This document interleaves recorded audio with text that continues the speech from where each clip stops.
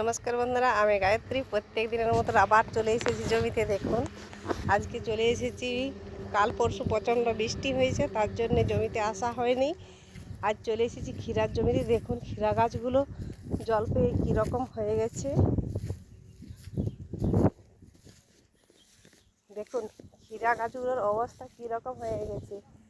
যখন মেশিনে জল দেওয়া হচ্ছিল তখন কীরকম ছিল, আর এখন যে বৃষ্টির জলে গাছগুলো একদম এবড়ো খেবড়ো হয়ে যাচ্ছে।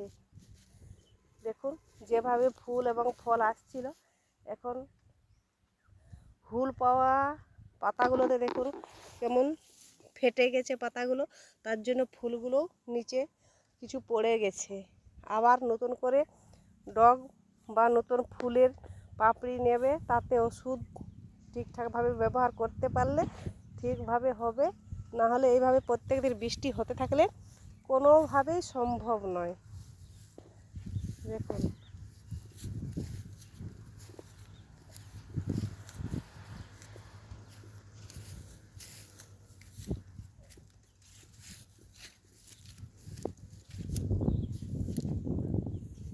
দেখুন কীরকম হয়েছে।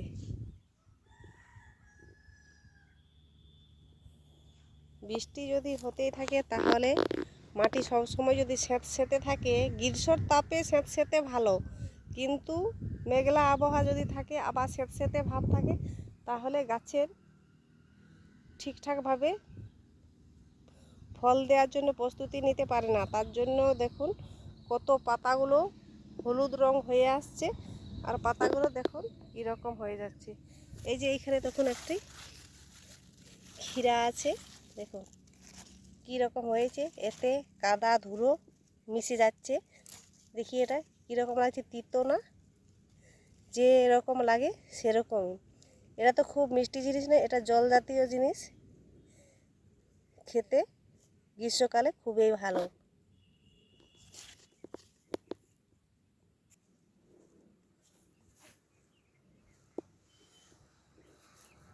দেখুন কীরকম লাগছে, একটু খেয়ে চেক করে দেখে নিন।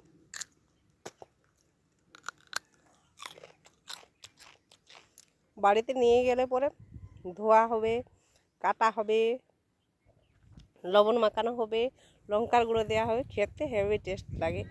কিন্তু এখন জমিতে এইভাবেই খেতে হয়।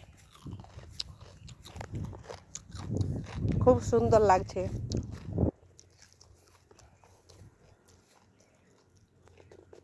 দেখুন যদি আপনাদের ভালো লেগে থাকে তাহলে চ্যানেলটাকে সাবস্ক্রাইব করবেন, কমেন্ট করবেন।